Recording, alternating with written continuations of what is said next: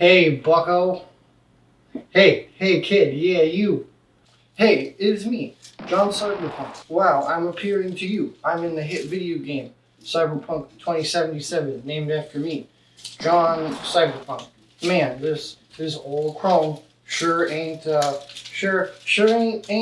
the best now, is it? Man, kind of wacky that we're in a cyberpunk world. I mean, look at this cyberpunk ad. It's like extremely horny and also like really heteronormative, like kind of all of the other ads in this game. Even though I don't know, I'm in a game. I'm just saying wacky John cyberpunk stuff. Whoa, look at me. I'm a terrorist. Isn't it weird how like this is the setting about like exploring technology and personhood and like gender and sexuality and the effects of unchecked corporate power, and yet it seems like it's all kind of explored in a really surface level, shallow way. Ooh, look at me, wacky John Cyberpunk. Oh man, oh shit. Oh man, fuck. John Cyberpunk. Man, this intro's kind of gotten out of hand a little bit. John Cyber. Let's just start the video. I can't even see anything in these glasses. How do people live like this? So I played Cyberpunk 2077 recently, including the DLC, and I gotta say I had a fantastic time. I did some net running, I did some driving, I released the children of a taxi AI into the world to go explore themselves. It was honestly a fantastic experience. Particularly the DLC. That shit was like...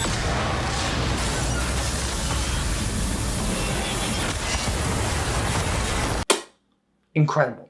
And then when I finally hauled my ass over to Embers, I beat the game, I sat there and I thought, that was a really neat little sci-fi video game. Now, I want to clarify so gamers don't get mad at me. I really liked the game. I thought it was super fun. Mechanically, it was solid. The story was a fun time. The world was fantastic to exist in, and the combat felt really, really good, particularly after all of the updates. However, I know my science fiction. I'm a giant nerd who has read at least 4 books in their entire life, and I can tell you without a doubt that the cyberpunk aspect of this cyberpunk game is kind of a shallow imitation at best and just kind of an uninspired copy of a copy at worst. So few times throughout playing this game did I really feel like I was seeing a vision of cyberpunk that was made through a modern lens and not something made by people who were really just kind of looking through nostalgia glasses into what had already been done like 40 years ago. So much of the mainstream cyberpunk media that we're used to seeing doesn't really fully engage with a lot of the deeper themes that the genre is definitely known for in some of the more niche literary works that really are important to defining the genre. And I thought that this game would do a better job of engaging and understanding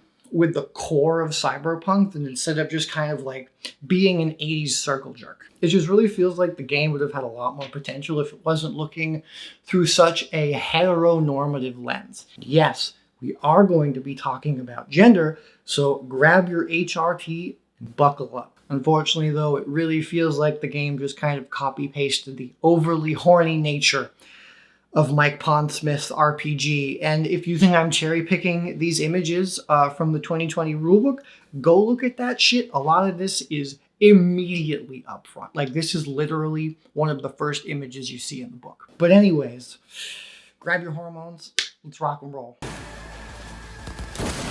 Now, cyberpunk really came to fruition in the 80s with some groundwork in the 70s.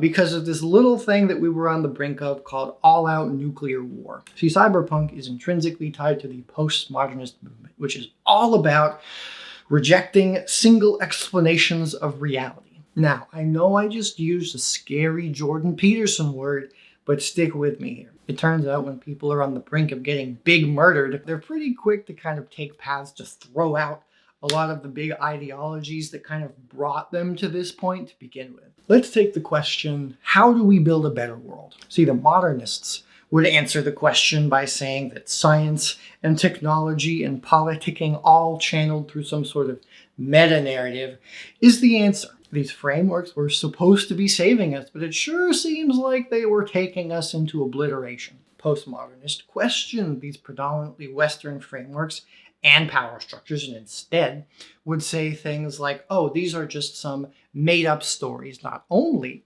to explain the realities that we live in, but also as a means for the people up there to control us. And as you can imagine, the broader deconstruction of society at large can trickle down, and then eventually that can spread into basic questions like, what is a person? What is a mind? What is a society? What do all of these weird little words we're using actually mean? How much of us is us, and how much of us is what we're programmed to be? Industrialization, consumerism, nationalism, femboys? What are all these things, and how do they make us who we are? To put it another way, your foot fetish, for example. Modernists would say it exists because subconsciously the human brain makes visual connections with feet or toes as a penis substitute, or because the lobes of the brain that deal with sexual sensation and sensation in the feet are right next to each other. But the postmodernists would say, but whose toes are we sucking? And what are feet? You can see how all of this ties intrinsically to cyberpunk storytelling. These dystopian mega-capitalists settings with invasive mods questioning personhood, not caring much about what good or evil might be because there is no broader narrative to define what good and evil might be. It's simply about surviving. It's simply about the anti-hero. To quote old Mike, cyberpunk is not about saving the world, it is about saving yourself. And unlike something like Dune or Star Wars, where it's far in the future with all these ridiculous things going on, cyberpunk is supposed to feel close yet unfamiliar at the same time. In true postmodernist fashion, it's about pushing those imaginary limits through these extreme, nihilistic, or almost satirical executions of a lot of things that we have now. One of my favorite examples of this is a short story called The Girl Who Was Plugged In by Alice Sheldon from the 1970s. And this short story is about a deformed girl who attempts suicide, doesn't succeed, but instead a corporate goon sees this as an opportunity to fake her death and instead use her as a puppet to pilot a 15-year-old fake girl in order to whore her around and use her essentially as a puppet in order to fake sell people products because advertising is not legal. So instead, how basically all products are sold in this universe is through social programs in which famous rich people instead use or buy things, and there's like, oh my god, this is so good, and then they buy stuff. Wouldn't that be crazy? Wouldn't that be insane if something like that actually becomes true in programming that we just watch is literally just one big ploy to sell us stuff? Wouldn't that be absolutely insane? For real though, it's like 35 pages, and I think everyone should read it because it's one of my favorite cyberpunk stories because it really touches on all of these things. It talks about technology, it talks about personhood, consumerism, women, power structures. It does so much in 35 pages that it feels like cyberpunk is missing in like 80 hours of gameplay. And yes, you heard that right. Advertising in a cyberpunk story, banned. Not a thing. Crazy. It's amazing what you can actually do when you don't just copy paste some horny 80s derivative. In fact, I find it very funny that that story from like 50 years ago feels a lot closer to what our real life engagement with advertising and consumerism is becoming, is so much more accurate and scary than the horny shock value that this game seems to rely on as its sole commentary for that. But enough about this fucking gay-ass philosophy shit. Let's talk about video game. Now, to reiterate, I really liked the game. I thought it was super fun and super good. I loved the DLC, and a lot of the complaints that I have about the Cyberpunk stuff, the DLC handles really well, and the fact that the dude who was in charge of the DLC is in charge of the next game gives me big hope. Anyways, what the game really excels at, which I think helps mask a lot of these issues that I'm talking about here, is its character moments. Interacting with the main cast, the side characters, Johnny in particular, is fantastic, particularly if you make friends with him. He's great. But in terms of the minutia and the extremity of some of the interactions here, it doesn't really feel like a lot of scenarios that couldn't exist in any other sci-fi game. Allow me to explain. See, Cyberpunk 2077 really does feel like it takes a lot of the elements that I talked about and just kind of uses them as window dressing. The most obvious two things that I cannot unseparate for the sake of this video is the exaggerated representation of consumerism and the extremely heteronormative representation of gender. The adverts and the broader message of the game really just feel like horny shock value a lot of the time. Like, it doesn't really feel like there are a lot of moments where there's legitimate insight into the deeper commentary of the consumerist state of the world and how we really got here. I don't really see these being presented in a way that's truly critical or satirical of consumerism, unlike the story that I mentioned. Like, you can have the horny ads, but if there's no commentary on them, if no one is talking about them or engaging with them, they're just kind of there. Like, even the existence and presentation of the ads, how they exist in the world, just feel like normal ads today, just kind of on the side of buildings. Like, why aren't they shown in more extreme situations or more like obviously irritating cyberpunkian ways? Like, why don't we have to watch an ad in order to get inside our apartment?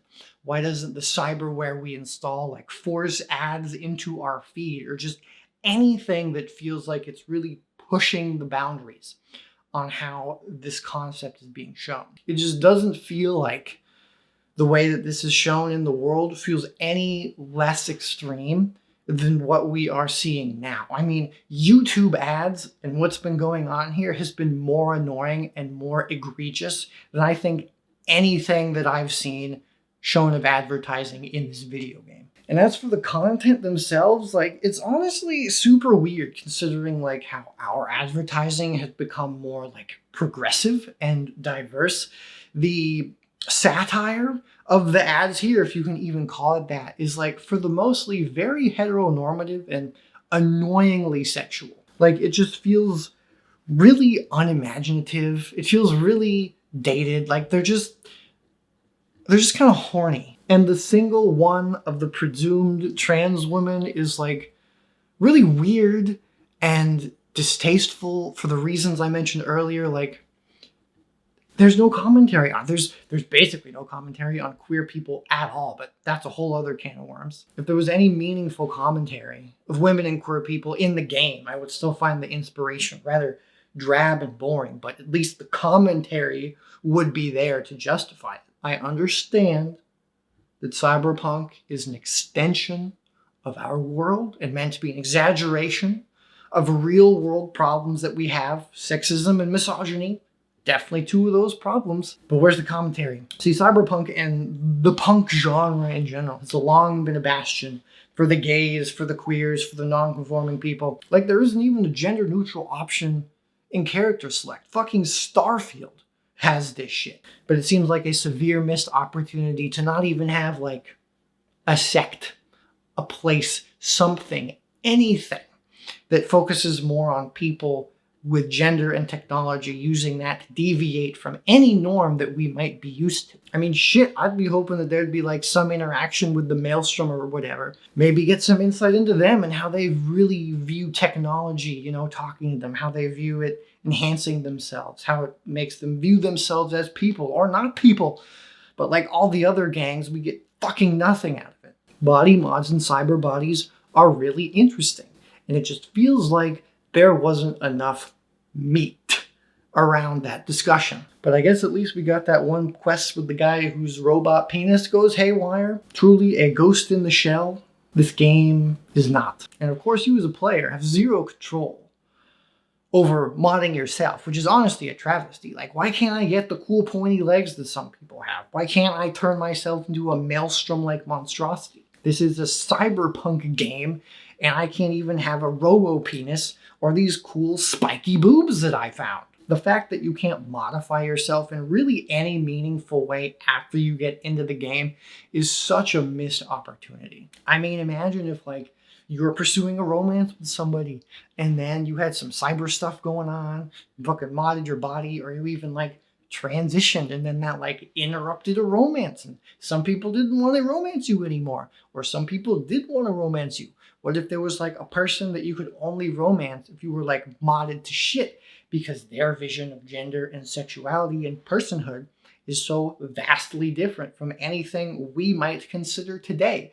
And it's just really, really sad that nothing is remotely close to going that far. I mean, I guess there's like Atom Smasher and Songbird, but like we can't romance either of them, which is a severe disappointment. Gender being tied to voice, also very stupid. See, the main story of the game kind of explores the ramification of this technology on personhood, but Johnny is just kind of like a dude in your head and you just kind of cough and pass out sometimes, and there's no like real threat of you like being taken over or any meaningful gameplay interactions of having your personality changed, and it just feels like a severe missed opportunity. There's no looming threat to anything, and the fact that this game is open world despite having a ticking time bomb narrative is just another really weird oversight, which makes the game feel a lot less impactful in the things that it's trying to say. I mean, 1 second you're dying, and then for the next 20 hours you're trying to buy all the apartments in Night City alongside like chasing down a bunch of rogue taxis.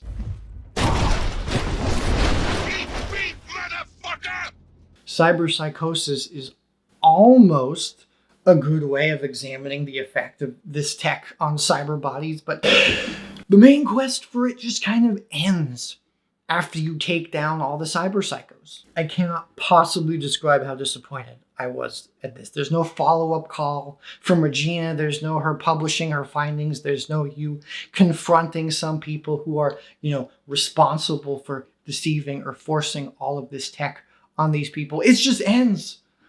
You took them all out. All is well. Wahoo.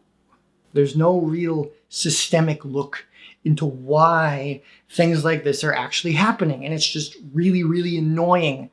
The game never feels like it goes that extra length. The Lizzie Wizzy quest is another good example of this, where there is very much some nuance into the ramifications of her being fully chromed out, and she doesn't even quite realize that she is changing. People around her don't realize she is changing. In fact, you barely do. And that shit was really, really interesting. But as with the ads, the cyberpsycho stuff, and a lot of other things really just feel like it's these ideas. They're like, ooh, this is a cyberpunk thing. Let's put them in there. But because there's no deeper systemic analysis, or there's that lack of a final step of looking at all of these things, it really just feels like it's window dressing. It's shock value. It's just kind of there. In fact, my least favorite moment of the game was Evelyn's suicide, because it exemplifies this problem. This was such a perfect way to really look at and engage with the darker side of Night City. The snuff beady houses, the abuse of women and sex workers on this deeper cyberpunkian level. But this really felt kind of cheap, particularly since we almost just lost T-Bug out of the blue, and we also lost Jackie, even though that was kind of coded.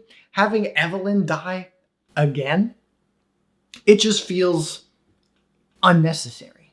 And what makes it more annoying is that it is rarely brought up after a fact, and it feels kind of gross to have it kind of be a stepping stone for Judy's romance. I really didn't enjoy that. I don't really have that big of an issue with the fact that she died, it's the fact that how she died, and the fact that once again, it just felt like a shock value moment. And elements like the stuff that happened to Evelyn, or the cyberpsychosis, or the ads really just kind of feel like they're framed as some kind of nebulous disease that the city is suffering from, rather than really taking the time to put meaningful commentary into why things are the way they are. The tribalist gangs, the immense divide between the rich and poor, the rampant materialism and consumerism, the overt sexism.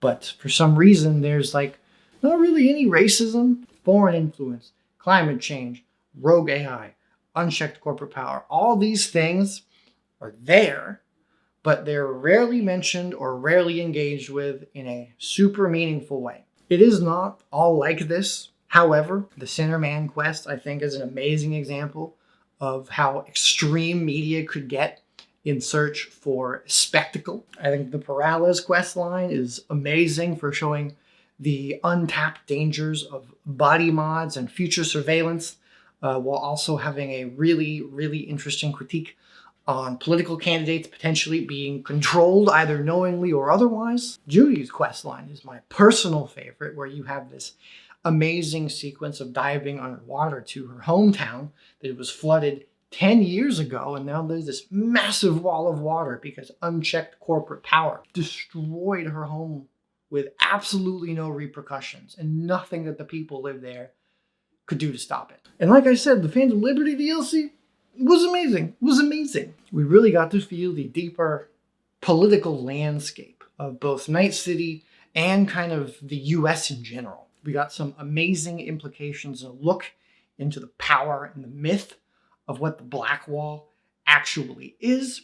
We got some really, really interesting characters that were super obviously morally gray and just doing what they had to do to survive in true cyberpunk fashion. Also, the Betray Songbird ending, terrifying.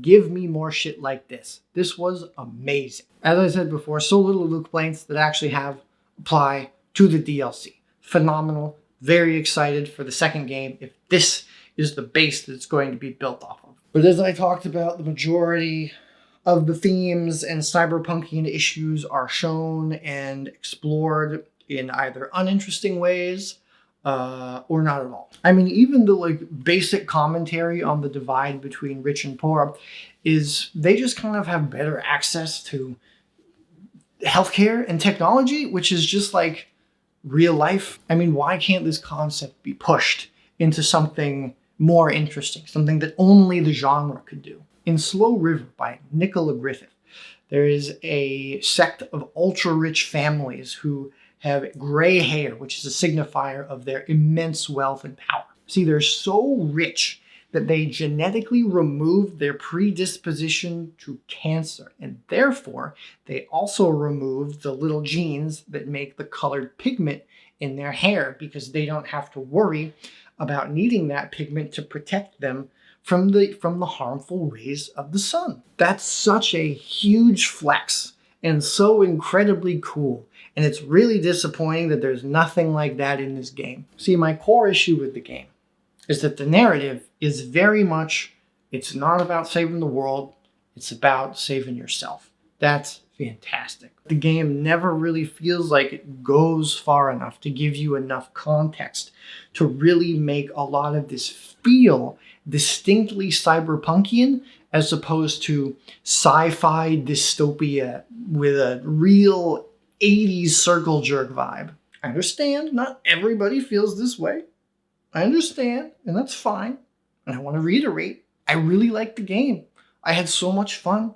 I would recommend it to people. It was fantastic. CDPR did a great job overall. But I read a lot of science fiction. I'm gay as fuck. And oh my god. And that's why it's just really disappointing that it felt like a lot of the major aspects of the game were really just kind of horny power fantasy shit, which ultimately, amusingly enough, was kind of the stuff that killed the genre in the 90s. I really wish that CDPR didn't stick so agonizingly close to the TTRPG version of the game, and not really bother to expand much on what could have been done in a vision of Cyberpunk that wasn't 40 years old. But I do have a little tinfoil hat theory as to why it's like this. I had a rather curious thought pop into my head as I was watching this part of the Mike Pondsmith interview. We've approached doing this video game numerous times before. We have fought to find somebody who was enough of a fan of the world and the game to not want to go change it around or to stick a label of Cyberpunk on it and then do something totally different. See, playing the video game and looking at the rulebook, you can very much see how incredibly faithful the video game is to a lot of the vision displayed in the rulebook. And part of me wonders if the execution of the video game was specifically tied or even held back by Mike Pondsmith's extremely dated heteronormative version of the genre that he wanted to preserve in order to allow CDPR to make the game. It's just super disappointing because I could see how a lot of the backstory and the lore is super interesting and super good and would make an amazing backdrop for a Cyberpunk video game. And for the first time in a long time, we had a big, very talented developer take the wheel for this genre and really potentially push it in a way that we hadn't seen in a long time. It really felt like we had the opportunity here to have a revitalized, re-envisioned version of Cyberpunk that could cast off a lot of the elements that killed the genre way back in the first place. But instead, and obviously I don't have any confirmation on this, it really feels like that a lot of the game's look and feel and exploration of things was confined to this one horny dude's vision of it back in the 80s. And it sucks ass because people like that have the least interesting execution and vision of the genre and what it could be. And I want to be very clear here. I am a horny, lusty little gremlin exactly like a lot of you. Why can't I get actual commentary about the horny while I'm beating my meat? Is that too much to ask? All I'm saying at the end of the day is it really just feels like a lot of the Cyberpunk stuff really just boils down to we live in a society. And now in true post-modernist fashion, I leave you with no answers, only more questions that make even less sense. And with a flourish, I am gone.